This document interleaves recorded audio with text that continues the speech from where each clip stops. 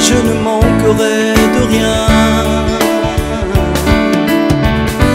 Emmène-moi à la terre promise, où coule le lait, le miel.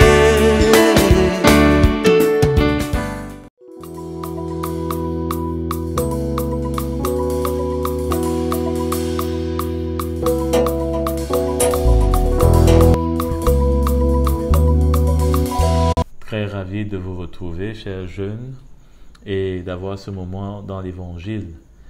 Parce que vraiment, on a besoin de l'Évangile. Hein? S'il y a bien une personne dans l'Église qui a besoin de l'Évangile, c'est le jeune. Déjà, dans sa propre chair, il y a des combats. Dans le monde, il y a des tentations. Et le Seigneur a des épreuves pour nous, avec l'Église qui compte sur la relève.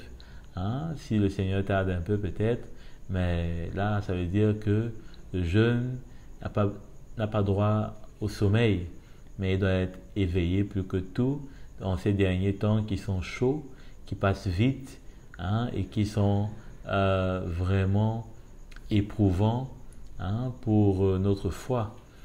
Et comment ne pas trouver auprès du Seigneur tout ce qui est nécessaire pour s'équiper afin de faire face à tous ces challenges. Allons dans Proverbes au chapitre 7 à partir du verset 1. Il est dit: Mon fils, retiens mes paroles et garde mes commandements avec toi. Retiens mes commandements et tu vivras. Hein? Comment aujourd'hui on a besoin de garder les paroles du Seigneur. Tout ce qu'on entend, l'évangile que nous écoutons, que nous suivons, ce n'est pas pour rien. C'est afin que nous puissions recevoir les commandements du Seigneur, ses avertissements, ses paroles, hein, sa sagesse, afin que nous puissions vivre. Parce que si on n'a pas la sagesse du Seigneur, on ne peut pas compter sur notre propre force ou sur la sagesse du monde afin de pouvoir survivre. Hein? C'est quand même une différence. Dans le monde, les gens survivent. Ils survivent parce qu'ils cachent leurs faiblesses, ils cachent, n'est-ce pas, leurs défaites. Hein?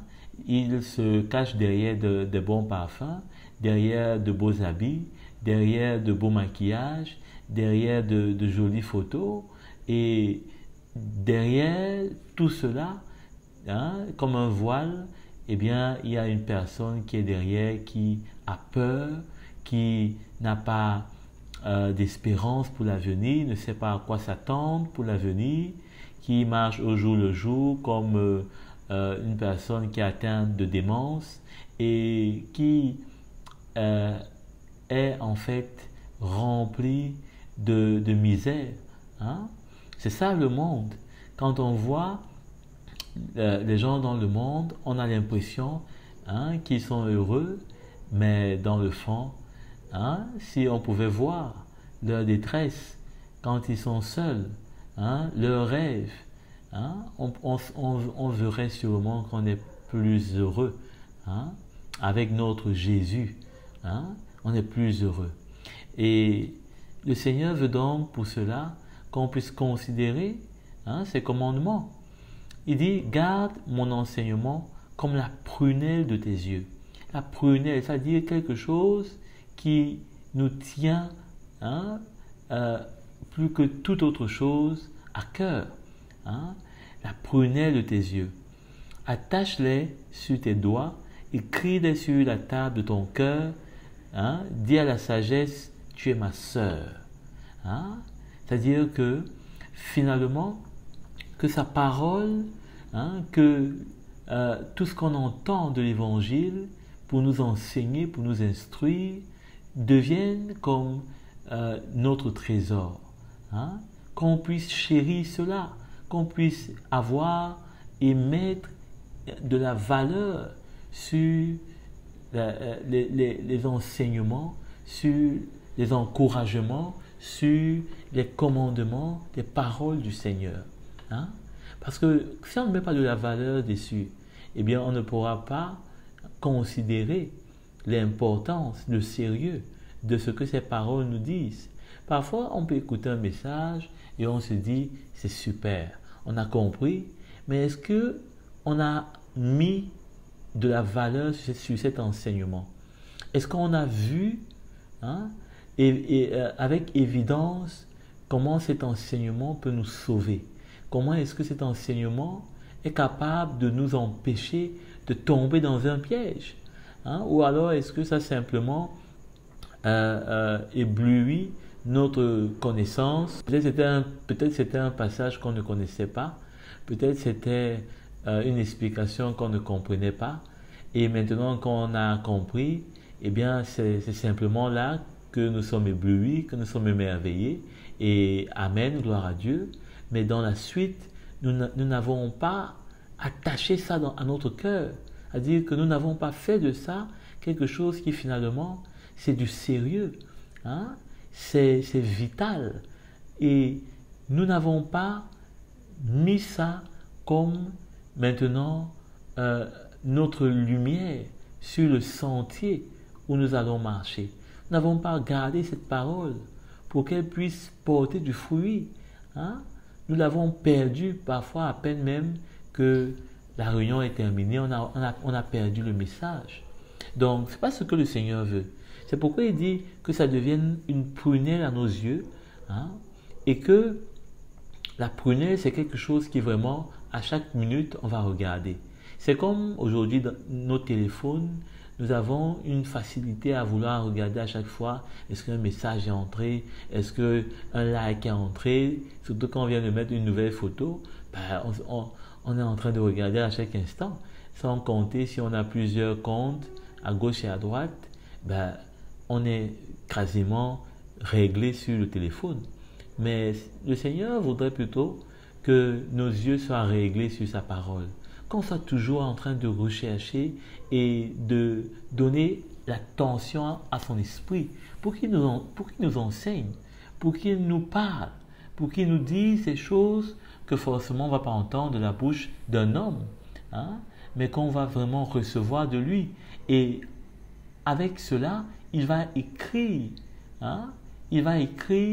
cette parole dans notre cœur, afin qu'on ne puisse pas l'oublier, afin qu'elle puisse nous revenir lorsque peut-être l'ennemi va nous tenter, lorsque notre chair va nous tenter.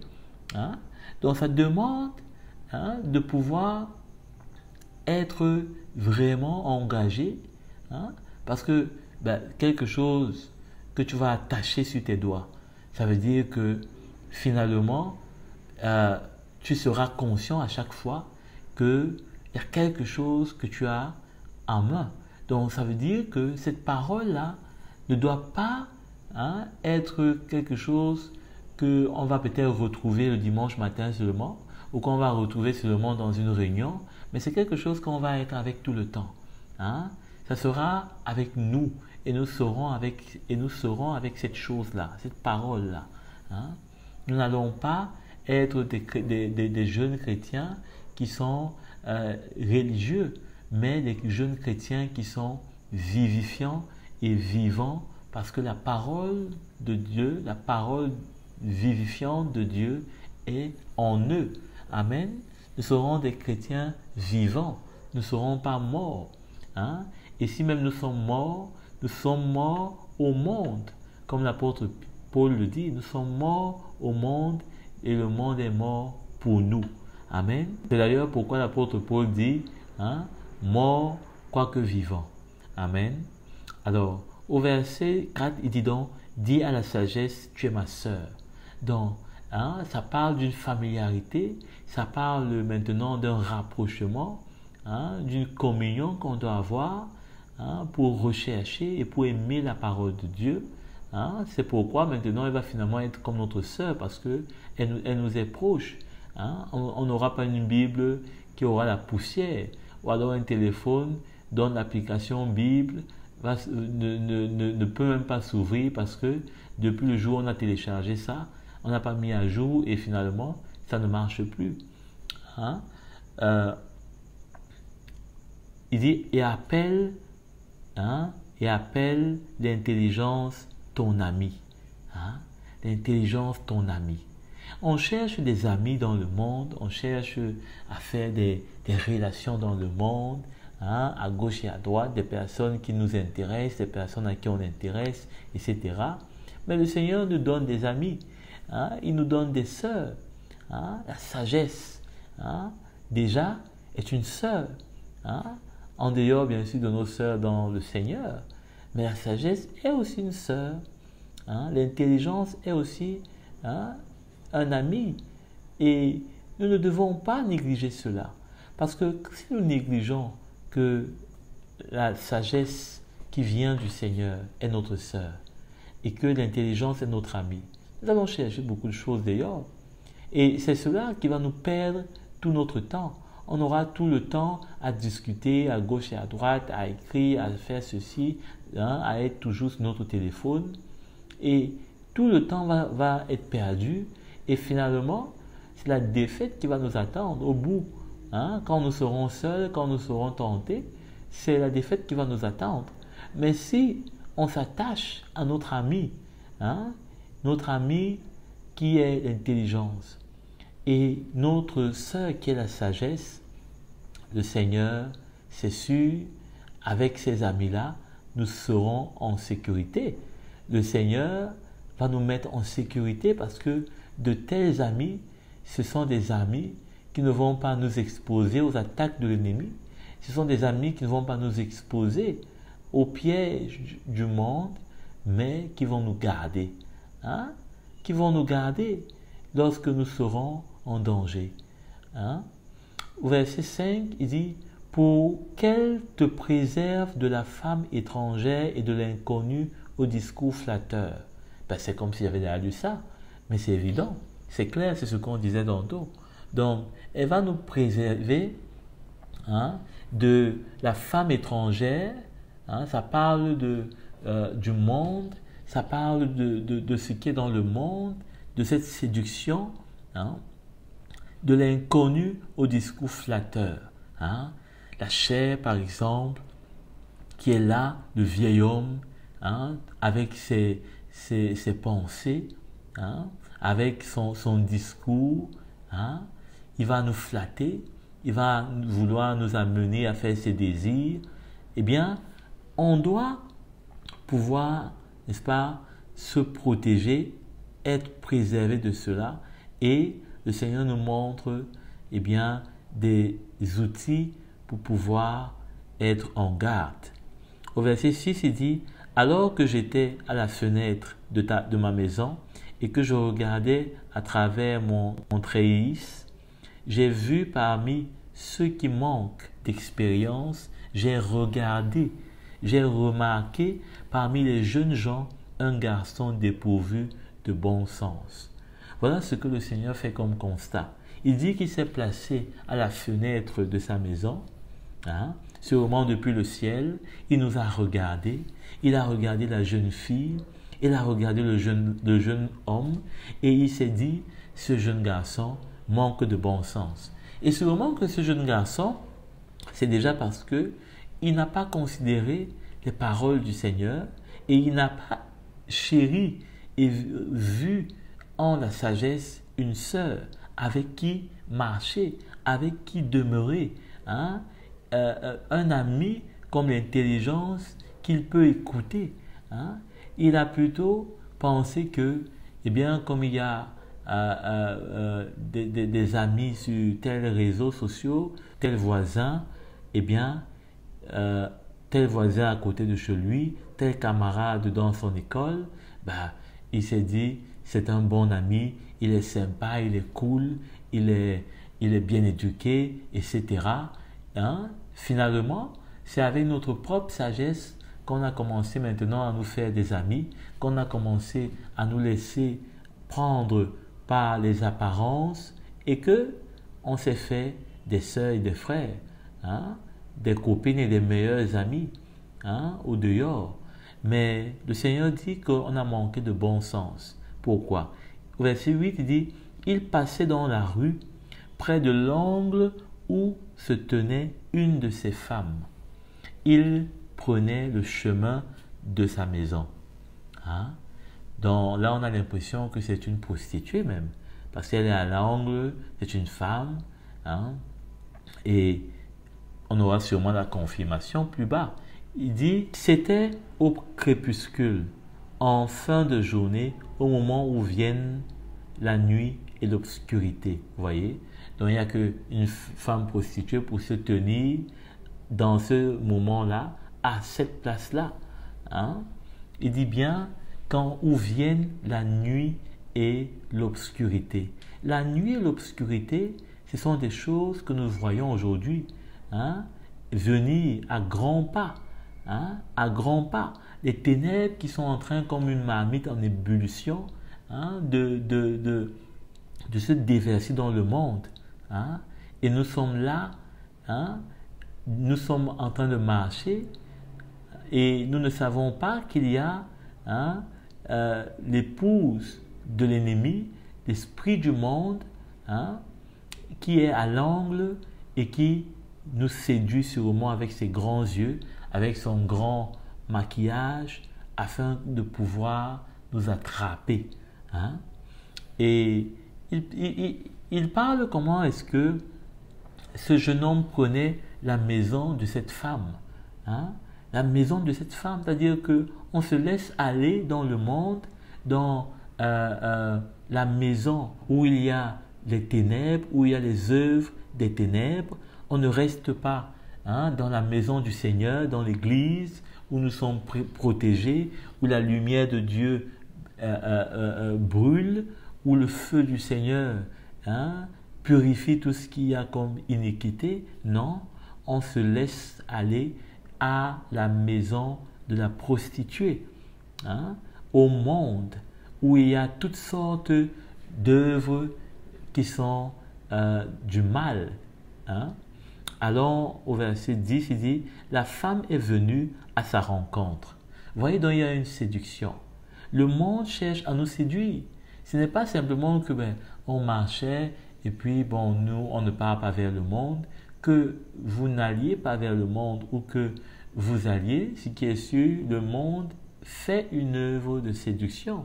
Donc le monde va chercher à vous séduire, à prendre votre attention, à captiver vos yeux, hein, afin que vos pas se dirigent vers lui. Et précisément cette femme-là, c'est ce qu'elle va faire. Hein? La ruse dans le cœur. Donc la femme est venue à sa rencontre habillée comme une prostituée. Hein? La ruse dans le cœur. Qui est rusé? N'est-ce pas l'ennemi? C'est lui qui est rusé. C'est lui depuis le jardin qui a été rusé, hein, pour séduire la femme. Et donc, hein, elle va venir, elle s'approche. Elle était bruyante et sans pudeur. Bruyante et sans pudeur. C'est ce qu'on voit aujourd'hui. Hein? Comment est-ce que, par exemple, dans l'industrie musicale, le monde est devenu bruyant. Hein? Toutes sortes de musiques qui font de plus en plus du bruit. Hein? Toutes sortes de modes qui de plus en plus se dépassent, se surpassent même, d'attractions. Hein? Toutes sortes de manque de pudeur. Hein? On voit aujourd'hui facilement dans des vidéos de musique des personnes qui sont dénudées, des personnes qui sont de faire des scènes obscènes. Hein? Et là, c'est vraiment une façon d'attirer, hein, le jeune, hein? D'attirer le jeune, d'attirer l'enfant de Dieu, d'attirer ce fils, cette fille qui est précieuse pour le Seigneur. Parce que le monde sait que en faisant ces choses-là, notre chair va réagir, notre chair sera séduite, notre chair aura envie, eh bien, de répondre, hein, de répondre en faisant les mêmes choses, en imitant les mêmes choses. Alors, ses pieds ne tenaient pas en place chez elle. Hein? Ses pieds ne tenaient pas en place chez elle. Elle était bruyante. Hein? Aujourd'hui, par exemple, dans le monde, on entend beaucoup de choses, hein, qui font du bruit, qui font de buzz. Hein? On voit, par exemple, avec les films, hein? C'est plus évident aujourd'hui de voir un film où il n'y a pas de photos de nudité ou de séquences de nudité ou des choses qui n'ont pas place. Hein? Qui n'ont pas place. Comment est-ce qu'on peut accepter que des personnes puissent faire des scènes où elles font l'amour comme si c'était normal? Elles ne sont pas mariées, hein, mais ça se passe comme si c'était naturel. On se demande bien, mais quel est l'intérêt? Hein? Quel est l'intérêt de cela? Est-ce que cela ne met même pas en danger, hein, par exemple, quelqu'un qui serait en couple, de faire de telles séquences? Mais ça, c'est le système du monde, ça existe depuis et c'est de plus en plus fort avec de nouvelles tendances, par exemple, hein, des couples homosexuels qui apparaissent, hein, à l'écran. Et c'est aujourd'hui chose, vraiment, c'est devenu, on ne peut même pas décrire ça. C'est devenu la mode, c'est devenu normal. Donc, voilà comment est-ce que le monde est bruyant. Le monde nous force, hein, avec tout ce qu'il met en place, à accepter ses choix, à accepter ses positions. Hein. Et elle ne tenait pas en place chez elle. Hein. Ça veut dire que le monde, hein, ne se contente pas de fabriquer des choses et d'attendre qu'on vienne, hein, pour être séduit. Le monde va se déplacer, hein, va venir jusqu'à dans nos téléphones, va venir jusqu'à, je ne sais pas moi, hein, dans nos maisons à travers la télévision, etc. Parce que le but, c'est de nous séduire. Hein? C'est de nous séduire. Tantôt dans la rue, tantôt sur les places, à tous les carrefours, elle était aux aguets. Hein? Ça veut dire que le monde n'est pas, hein, n'est pas dans le repos. Hein? Le monde ne se repose pas. L'esprit du monde, quand je parle du monde, je parle de l'esprit qui anime le monde. Hein? Il ne se repose pas. Hein? Il est sans cesse en train de guetter, hein, qui séduit. Et c'est ainsi qu'il y a des milliards de personnes sur la Terre.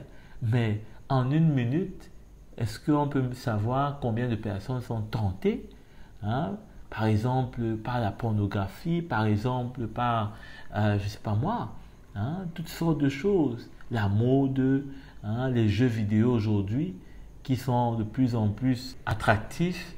Hein? Combien de personnes sont en une minute, hein, dans les filets de cette prostituée? Parce qu'elle guette, elle est dans les carrefours, hein, avec des chansons, avec des promotions. Hein? Elle est partout, elle est dans les hôpitaux, elle est partout. Hein? Le monde est partout. Hein? Le monde est partout, dans les supermarchés, dans les marchés. Le monde est partout. Hein? Dans l'église même, elle veut tenter, hein, de pénétrer, hein, afin de s'asseoir, hein, et de transmettre ses pratiques, hein, et ses idées, hein, de les faire accepter par l'église. Donc elle est aux aguets. Elle l'a agrippé et embrassé. Hein? Et d'un air effronté, lui a dit, il faut bien comprendre ce que ce passage nous montre. Hein? En même temps, c'est pour nous avertir, en même temps, cela nous montre ce qui se passe dans le monde, et en même temps, combien est-ce que, eh bien, on peut facilement se retrouver piégé par cette prostituée. Donc, elle l'a agrippé et embrassé. Hein? Il y a beaucoup de façons aujourd'hui avec lesquelles le monde, beaucoup de façons par lesquelles le monde essaye de nous agripper, hein? De mettre sa main sur nous, hein? de s'accrocher à nous, hein? De nous embrasser, donc de déposer sa marque, hein, son odeur, son parfum sur nous, à plusieurs façons. Hein. Et d'un air effronté, lui a dit, « Je devais un sacrifice de communion, aujourd'hui j'ai accompli mes vœux. Voilà pourquoi je suis sorti à ta rencontre pour te chercher et je t'ai trouvé. J'ai orné mon divan des couvertures de tissu de lin d'Égypte. » C'est déjà très fort quand ça parle de lin d'Égypte. Hein, on se demande bien, et puis quoi encore, hein? J'ai parfumé mon lit de myrrhe, d'aloès, de cinnamome. Viens, enivrons-nous d'amour jusqu'au matin. Livrons-nous aux jouissances de la passion. En effet, mon mari n'est pas à la maison.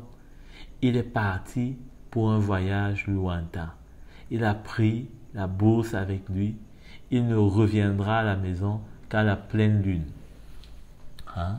Donc elle lui montre elle lui donne toutes les raisons qu'il vienne, hein, chez elle. Toutes les raisons. Hein? Le monde va nous mettre en confiance. Parce que là, elle le met en confiance. Elle dit son mari n'est pas là, donc il ne doit pas craindre. Hein? Mais ça montre que déjà, le monde est avec quelqu'un. Hein? Le monde est avec quelqu'un qui peut nous faire du mal. Et d'ailleurs, qui veut nous faire du mal. C'est l'ennemi. C'est lui qui se cache derrière. C'est lui qui donne l'impression de ne pas être là. C'est lui qui donne l'impression d'être parti pour un lointain voyage. C'est lui qu'on ne voit jamais. Hein? Derrière toutes les séductions que le monde fait, on ne le voit pas. C'est bien décoré, c'est joliment présenté, mais c'est lui qui est là. C'est lui qui se cache. C'est lui qui est derrière. Hein?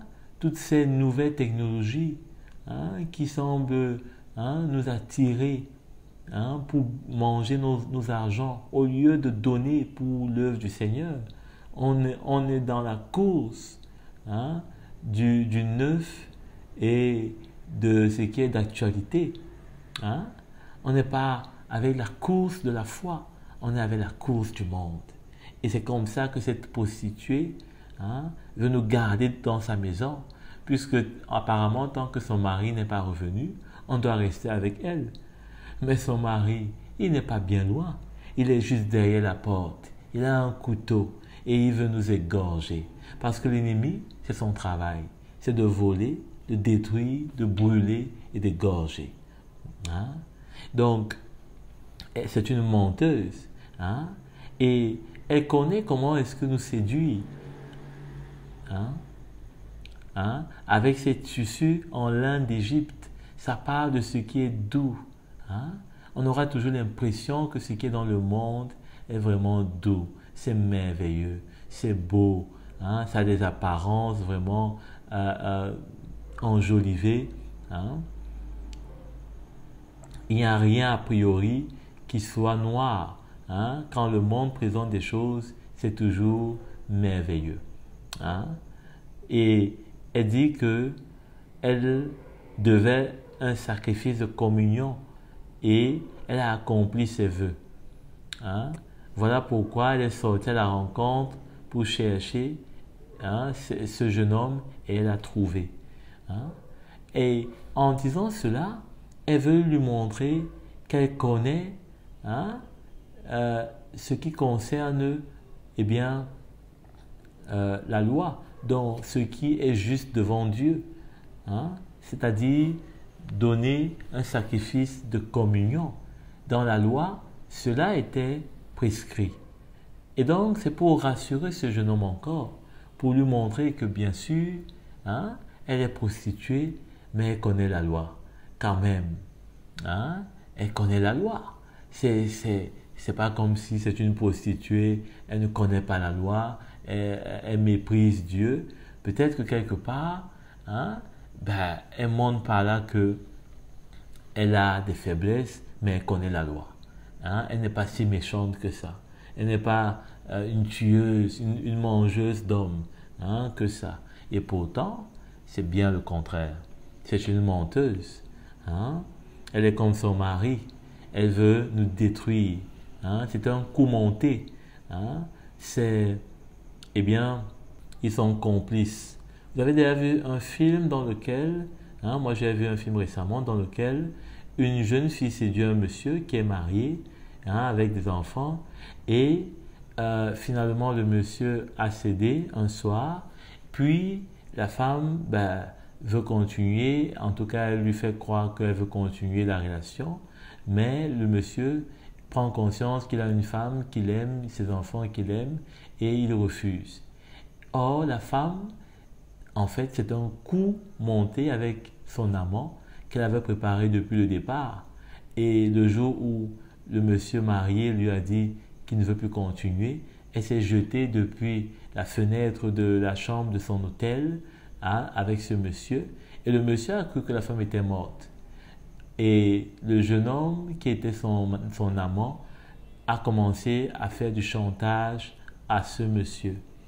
Et je peux vous dire que les conséquences pour ce monsieur ont été terribles, au point où il a fini ruiné avec sa famille et presque à la limite du divorce et de la haine de ses enfants. Voilà juste pour vous montrer à quel point l'ennemi, eh bien, est cruel si on ne le savait pas déjà. Elle lui dit: j'ai parfumé mon lit de la myrrhe, d'aloès et de cinnamon.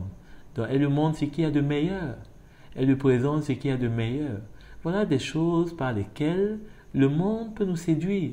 Parfois, c'est avec des personnes pour lesquelles on se dit il n'est pas si mauvais, elle n'est pas si mauvaise, c'est pas vraiment une mauvaise influence, etc.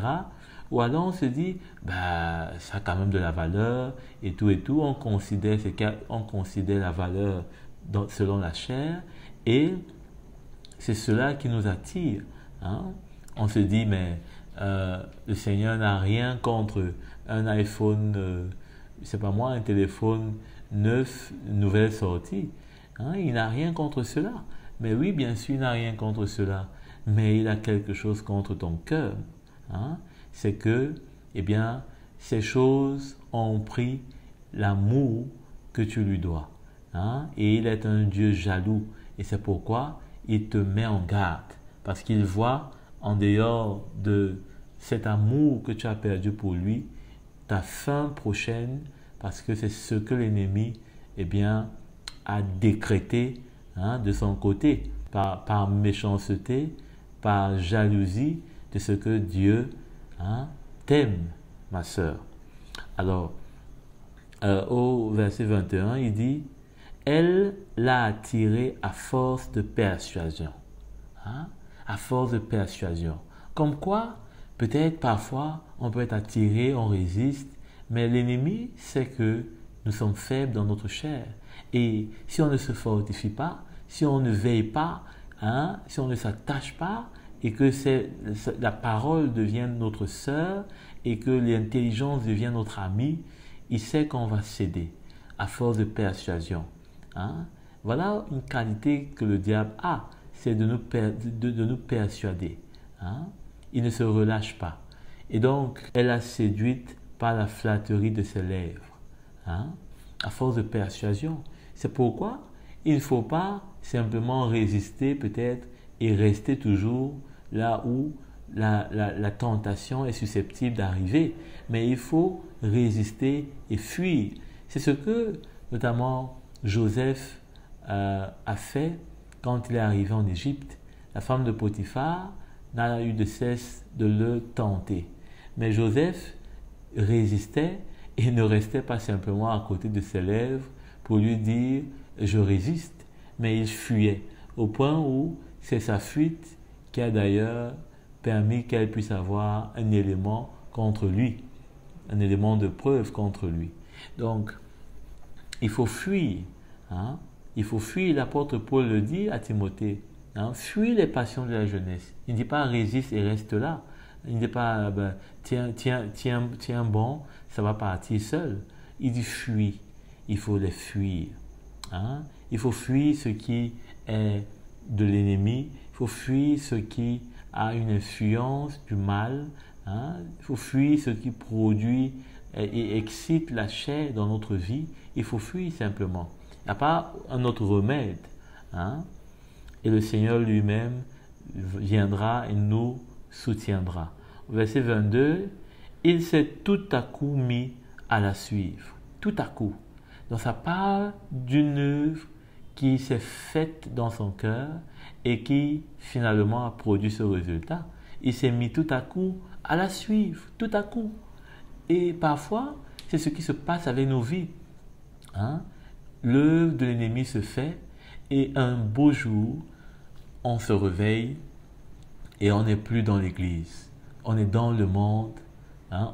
On a suivi l'ennemi dans les ténèbres et tout d'un coup, les gens se retrouvent et voient simplement qu'on n'est plus avec eux, hein, pour adorer Dieu, mais qu'on est maintenant ailleurs et qu'on est en train de faire autre chose avec notre vie.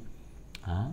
Parce que tout d'un coup, hein, peut-être que ce qui s'est fait patiemment, hein, dans notre vie, eh bien, est apparu en plein jour, hein, tout d'un coup. Pareil au bœuf qui va à la boucherie, au fou qu'on attache pour le corriger, jusqu'à ce qu'une flèche lui transperce le foie. Hein, jusqu'à ce qu'une flèche lui transperce le foie. Donc, finalement, on se dirige comme, hein, un fou qu'on attache pour le corriger.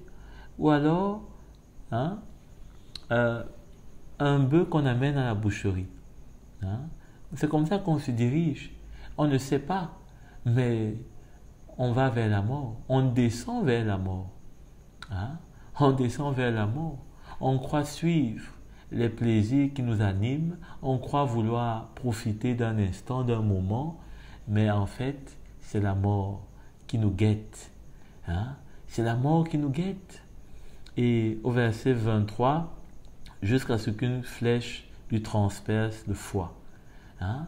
Donc, c'est la flèche qui sera au bout, hein, de ce chemin. Hein?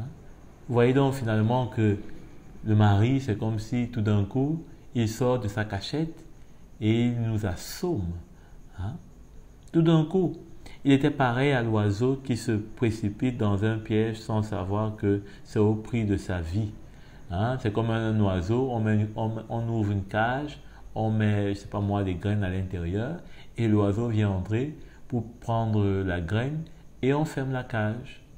Donc, c'est vraiment comme ça que l'ennemi, eh bien, va procéder dans ces derniers temps. Et c'est ainsi qu'on pourra se retrouver parfois avec des frères et des sœurs qui tout d'un coup, on se rend compte qu'elles sont emprisonnées, elles sont dans une cage, ils sont dans une cage et ça fait vraiment mal. Et le Seigneur ne voudrait pas qu'on arrive à cela. C'est pourquoi il nous parle, il nous met en garde comme un père, comme un ami, comme un frère. Hein? Et au verset 24, et maintenant, mes fils, écoutez-moi et soyez attentifs aux paroles de ma bouche. Que ton cœur ne se tourne pas vers les voies d'une telle femme. Ne t'égare pas dans tes sentiers. En effet, elle a fait beaucoup de victimes. Hein? Elle a fait beaucoup de victimes.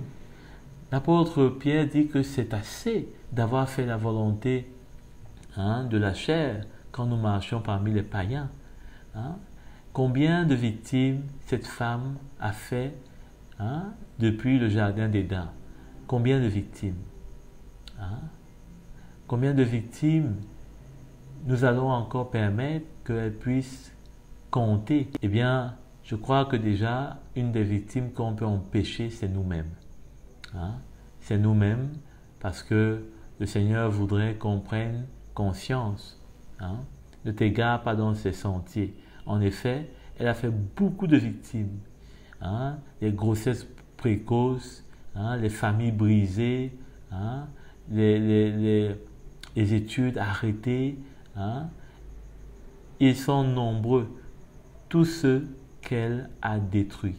Parfois, on ne connaît même pas. Parfois, des gens cachent, des gens gardent, hein? Secrètement, parce que c'est même honteux de dire. les maladies qu'on attrape à gauche et à droite. Sa maison, c'est le chemin du séjour des morts, voyez, qui descend vers les chambres de la mort. Les chambres de la mort. Puisqu'il y a beaucoup de personnes qu'elle doit bien sûr amener à la mort, donc il lui faut des chambres. Et à chacun, elle va ouvrir une chambre. Elle va faire comme si elle était innocente, elle ne savait pas ce qu'elle faisait, mais vous allez vous retrouver avec elle dans une chambre. Et cette chambre sera votre tombeau. Elle compte vous laisser dans cette chambre mort. Mort. Et comment on a besoin de résister? Parce que, eh bien, le Seigneur voudrait qu'on soit vivant pour lui. Il ne voudrait pas qu'on soit mort, mais qu'on soit vivant pour lui. Et que si il faut passer par la mort, que ce soit la mort qui met notre chair, qui met nos désirs, qui met tout ce qui peut nous animer dans le vieil homme, à passer par la croix, qui va anéantir toutes ces choses qui ne sont pas devant le Seigneur, justes, qui ne lui donnent pas gloire dans nos vies, afin qu'on puisse porter véritablement du fruit. Considérons donc cette parole que le Seigneur nous donne et attachons-nous vraiment à sa sagesse par ses commandements. Dans Romains au chapitre 6, à partir du verset 15, il est dit: quoi donc? Allons-nous pécher parce que nous ne sommes pas sous la loi mais sous la grâce? Certainement pas. Ne savez-vous pas que si vous vous livrez à quelqu'un comme esclave pour lui obéir, vous êtes les esclaves du maître à qui vous obéissez, soit du péché qui conduit à la mort, soit de l'obéissance qui conduit à la justice. Mais que Dieu soit remercié, alors que vous étiez esclaves du péché, vous avez obéi de tout cœur au modèle d'enseignement auquel vous avez été confiés. Et une fois libérés du péché, vous êtes devenus esclaves de la justice. Donc nous avons été libérés du péché, soyons donc maintenant esclaves de la justice. Et ainsi, nous n'accomplirons plus les œuvres des ténèbres, mais les œuvres de la lumière. Merci pour ce premier acte et à bientôt pour le second.